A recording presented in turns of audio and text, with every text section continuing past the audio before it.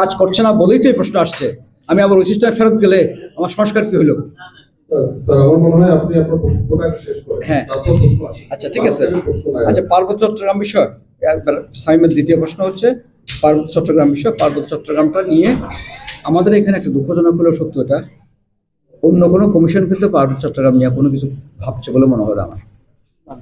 হ্যাঁ, তো আমি এটা বলতে চাই না, আমরা একটু পার্বত্য চট্টগ্রাম নিয়ে স্পেসিফিক চিন্তা করেছি এবং ওখানে গিয়ে 3 দিন স্পেন্ড করলাম, 3-4 দিন স্পেন্ড করে আমরা সরাসরি সব পুরো কমিশনে সবাই গেছি আমরা, এবং গিয়ে মত বিনিময় করা, ওদের আইন কানুনগুলো পর্যালোচনা করা, এগুলো করছি। এবং আমাদের কমিশনে একজন পার্বত্য চট্টগ্রামের একজন সদস্য আছেন। তা আমরা দেখতে পাচ্ছি যে এটা বাংলাদেশের একটা অংশ এবং অনেক সমস্যা সংকুল একটা এলাকা। তো সেটা নিয়ে কিন্তু আমরা স্পষ্টভাবে এখনো বলতে পারছি না কি করব। কিন্তু একটা কথা বলতে পারছি, সেটা হচ্ছে জেলা পরিষদের নির্বাচন। জেলা পরিষদ নির্বাচনটা 98 সনের পর থেকে আর হয়নি, 89 সনের পর থেকে আর হয়নি। জেলা পরিষদ নির্বাচনটা করতে গেলে কি কি বাধা আছে সেগুলো আমরা স্টাডি করছি, সেগুলো নিয়ে একটা ফর্মুলেশন করে যাতে জেলা পরিষদ নির্বাচনটা অন্তত সব নির্বাচনের মতো হতে পারে। এটা হলে কিন্তু, কারণ জেলাতে ওই পার্বত্য জেলাগুলোর জেলা পরিষদ এটা কিন্তু ভিন্নভাবে গঠিত। ওখানে কিন্তু জেলার সবগুলো 30টা ডিপার্টমেন্ট কিন্তু ন্যস্ত, প্রচুর সম্পদ।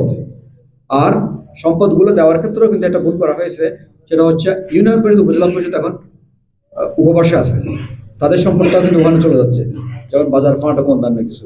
তো এখানে একটা ব্যালেন্স করা দরকার আছে, একদিকে নির্বাচন করার দরকার আছে, আরেকটা হচ্ছে টোটাল সিস্টেমের মধ্যে একটা ওভারহোলিংয়ের প্রয়োজন আছে।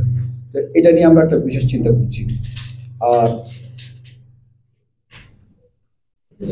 এই সরকারের অধীনে সংস্কার করে স্থানীয় নির্বাচন, এটা আমরা জনগণ যা পাচ্ছি, বিশেষ করে ঢাকার বাইরের মানুষ, আমি এটা ইনফর্মাল ডিসকাশন আপনার সাথে করেছি, ঢাকার বাইরে যখন যাচ্ছি মানুষের কাছে তখন স্থানীয় নির্বাচনটা প্রায়োরিটি হয়ে যাচ্ছে। কিন্তু এখানে ঢাকা লেভেলে পলিটিশিয়ানদের মধ্যে স্থানীয় নির্বাচন নিয়ে এখনো কোনো কথা শুনিনি, এটা শোনা যাচ্ছে না।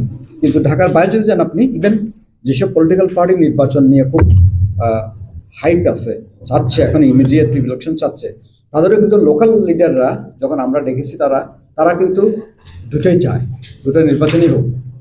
এর মধ্যে একদল আছে তারা বলছে দুটো একসাথে হোক, কেউ বলছে না এটা আগে হোক ওটা পরে হোক, এরকম মতভেদ আছে। যেমন আপনি বলেছেন যে আলামিন বলেছেন জাতীয় নির্বাচন স্থানীয় নির্বাচন একসাথে করার কথা বলছেন আপনি বলছেন। হ্যাঁ, এই মতটা কিন্তু অনেকের আছে যে এটা একদিনে করে ফেললে কেমন খরচাও পাশে, আমাদের ঝামেলাও যায়। আবার আরেক দল বছর আগে স্থানীয়টা করলে একটা স্টেবিলিটি আসবে, সমাজে একটা স্থিতিশীলতা আসবে, তারপর আপনি জাতীয় নির্বাচনটা করেন, এটাও আছে। তবে এইটা লোকাল লেভেলে মতামত খুবই কম এখন ইমিডিয়েট জাতীয় নির্বাচন, এটা কিন্তু ঢাকার লেভেলে আছে, কিন্তু ওই লেভেলে এটা পাইনি। এটা আপনাদেরকে শুধু ইনফর্ম করলাম। লোকাল লেভেলে দুইটা চাচ্ছে না, আমি এখন মতামত দেবো না। লোকাল লেভেলের মতামত হচ্ছে তারা বলতে চাচ্ছে এটা একটা শূন্যতার মধ্যে আমরা আছি, আমাদের সেবা পাচ্ছি না, আমরা কার কাছে যাবো এটা বুঝতে পারছি না, যার ফলে এখন লোকাল নির্বাচনটা হয়ে যাওয়া উচিত। এটা হচ্ছে স্থানীয় লোকদের মতামত।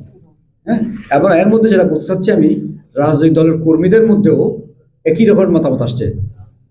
রাজনৈতিক দলের কর্মী তার দল এক কথা বললেও ন্যাশনাল লেভেলে, ওরা কিন্তু লোকাল লেভেলে কিন্তু ওই লোকাল নির্বাচনটা চাচ্ছে। এটাই বললাম, এটা লোকাল লেভেলে বলেন ইন্টারাপ্ট না, এটা হচ্ছে আমরা ডিসকাশন করছি, ইনফর্মাল ডিসকাশন।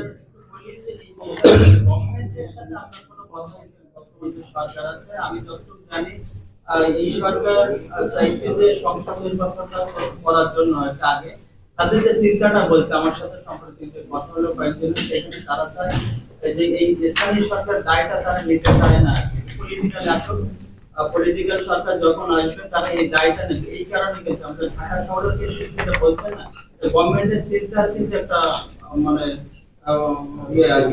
ঠিক আছে, না সেটা নিয়ে আমরা কিছু বলতে পারবো না, এখন সরকারের চিন্তা থাকবে, রাজনৈতিক দলগুলোর চিন্তা থাকবে। হ্যাঁ, এখন সেটা হয়তো আমরা দুই মতেই দেবো।